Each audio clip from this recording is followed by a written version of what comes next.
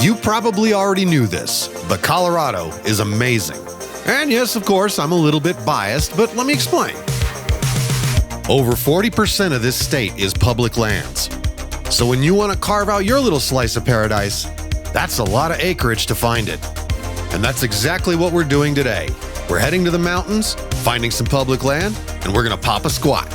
Join us. There's so many ways to escape, but I guess it's time to wake up, time to wake up. Far too many ways to escape, but I guess it's time to wake up, time to wake up, time to wake up. All right, as we were.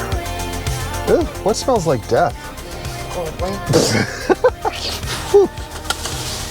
It's time to get out of this town. I think we're kind of into this whole idea of just go out into the mountains and find a spot, you know, just a general area sort of thing.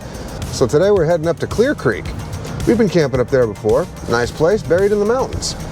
And do we have a spot reserved? No. We're just gonna go find one.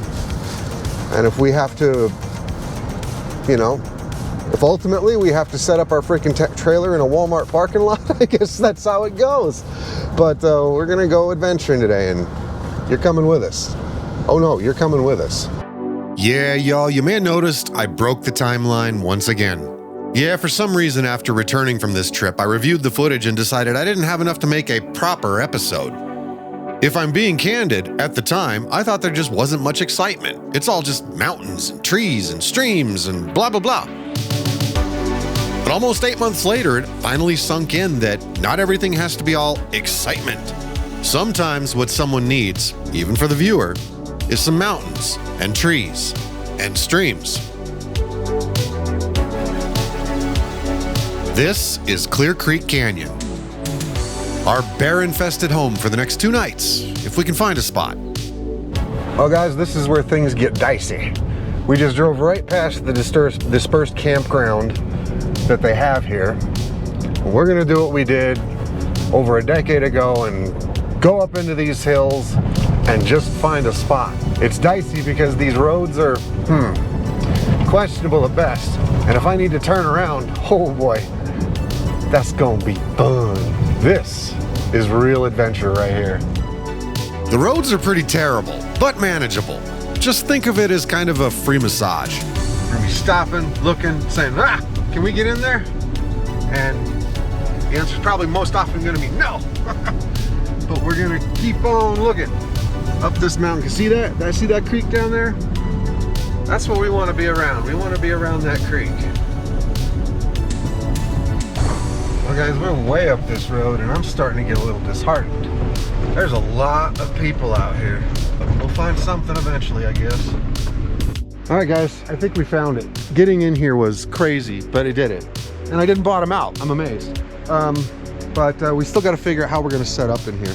The fact that we found a spot in and of itself is amazing, so we've claimed it. We've stuck our flag in the proverbial ground.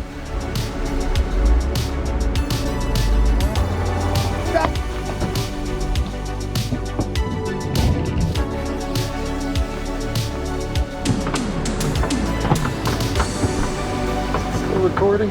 It is. Hello, camera. I forgot about you.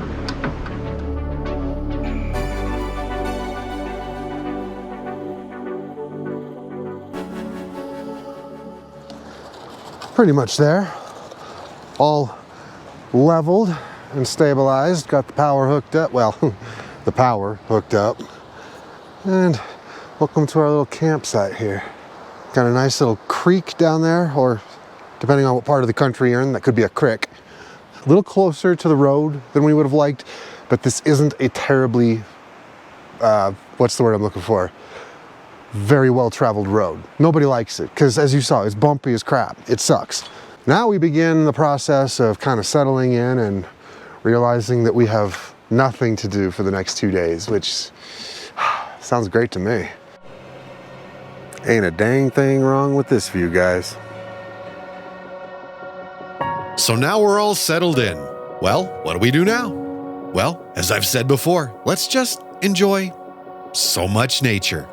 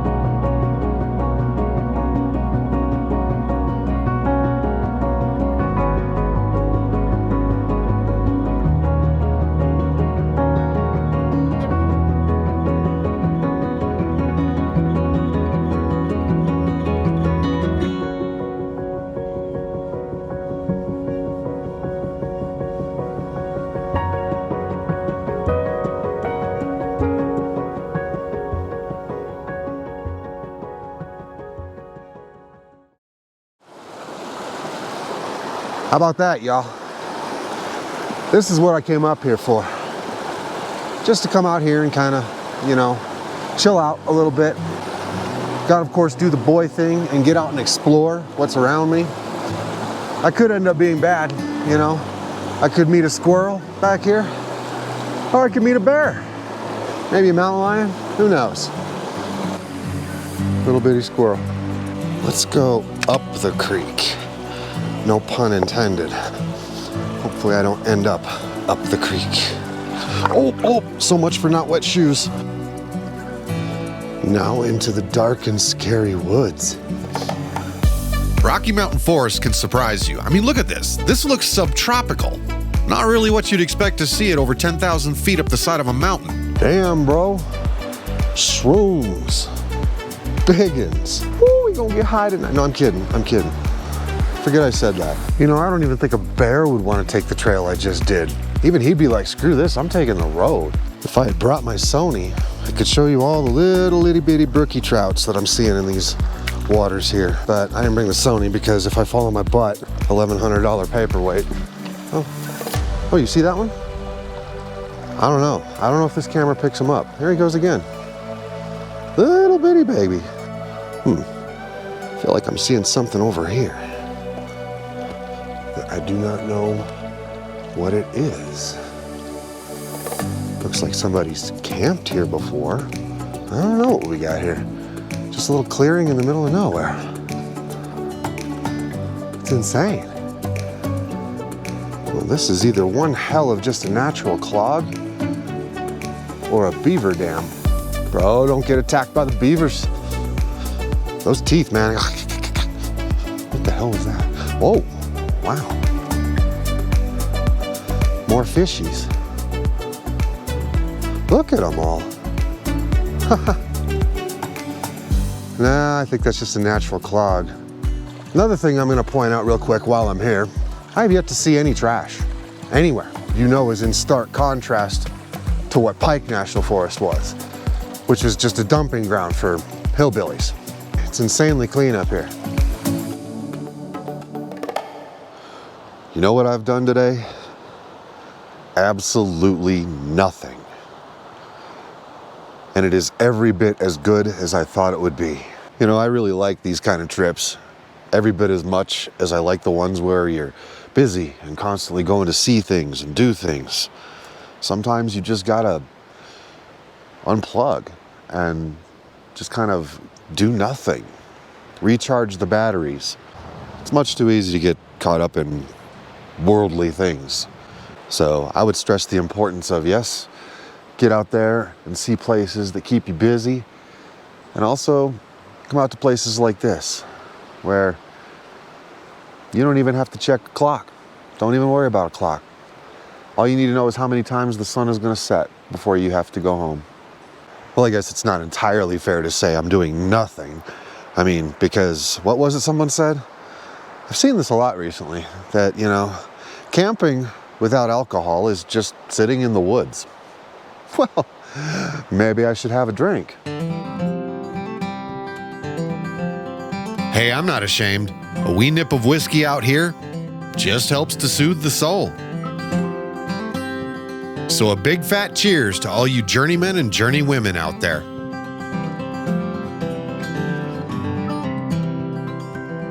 The time passes slowly, but also much too quick.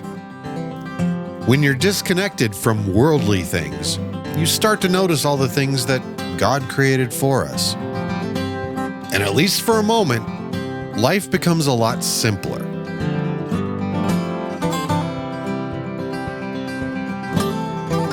Everything up here is breathtaking, and especially at this altitude, it's definitely breathtaking, literally.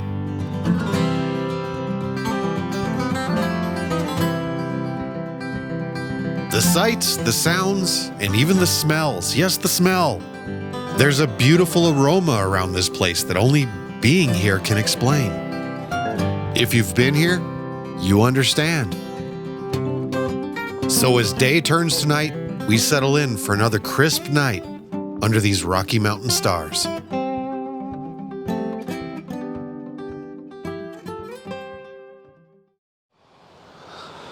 Well, good morning, everybody. It is morning number 2 here at Clear Creek Canyon. I don't know if this is called Clear Creek Canyon, but whatever the case, it's going to be our last morning here. And we are going to be sitting here and just kind of reveling and marveling at the beauty of everything for a little bit.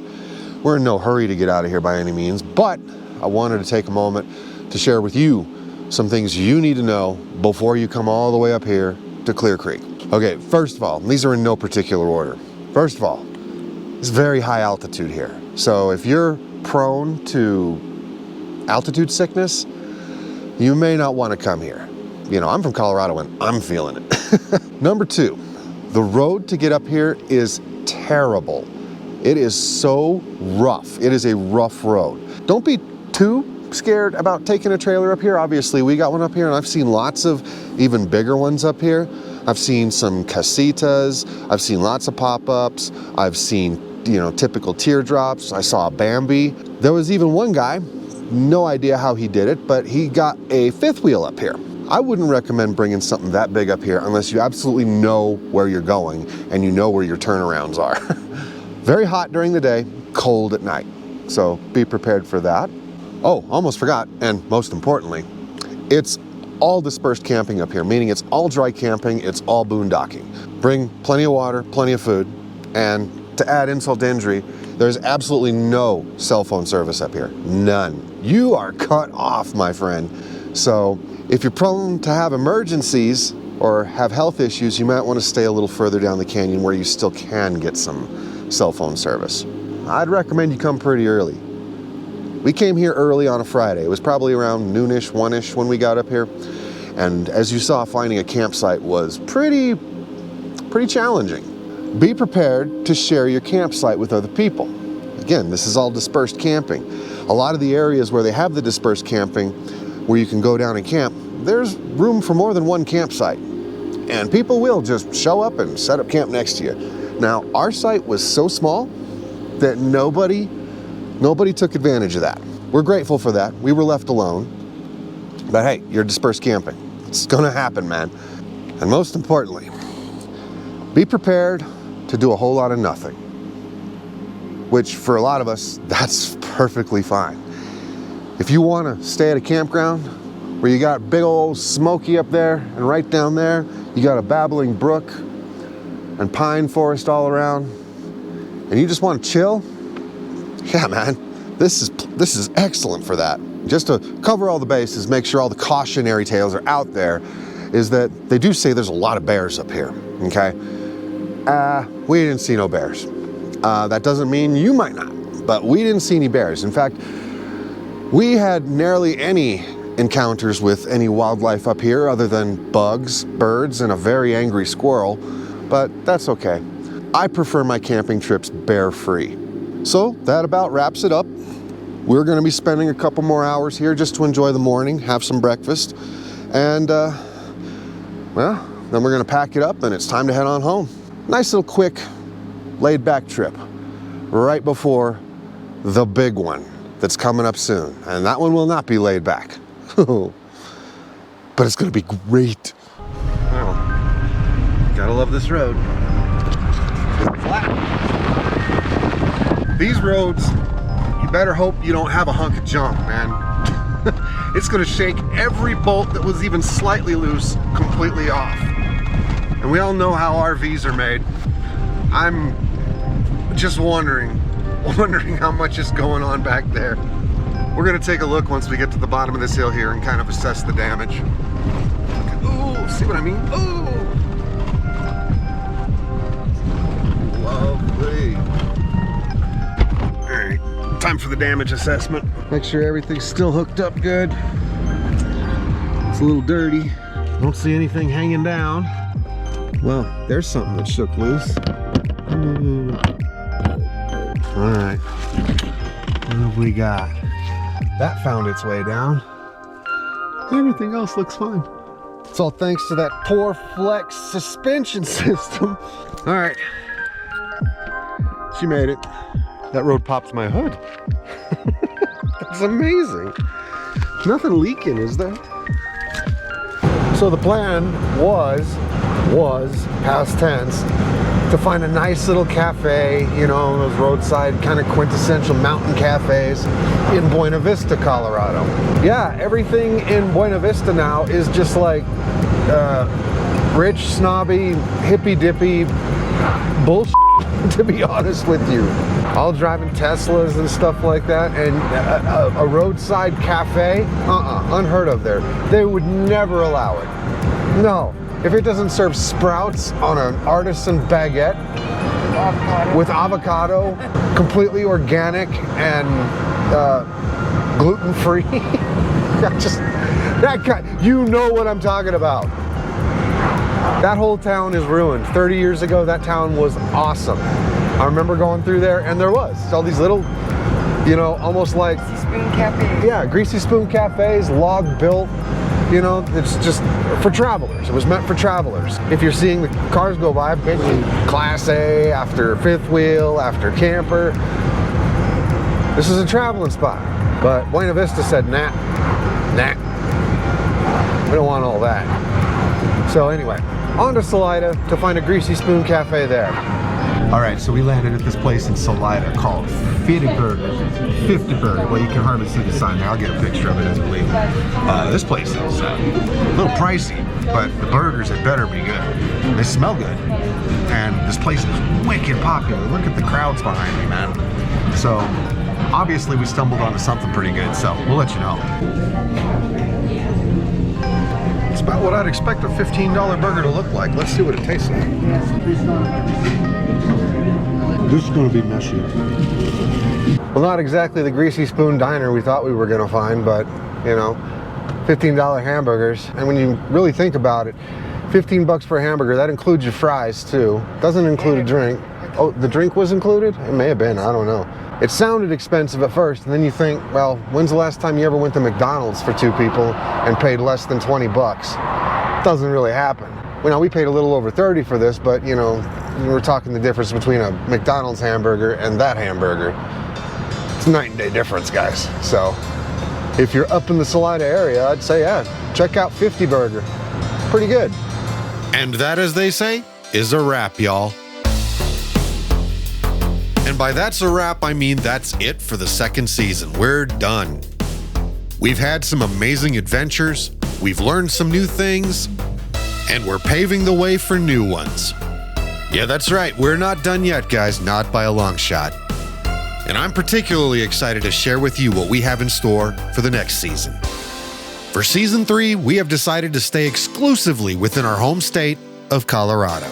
We'll be showing you all our favorite places, as well as some places that are completely new to us as well. And if by the end of next season I haven't made you want to come here, then I've failed miserably. We'll be back on the road soon enough, but until then, as always, safe travels, happy camping, and cheers.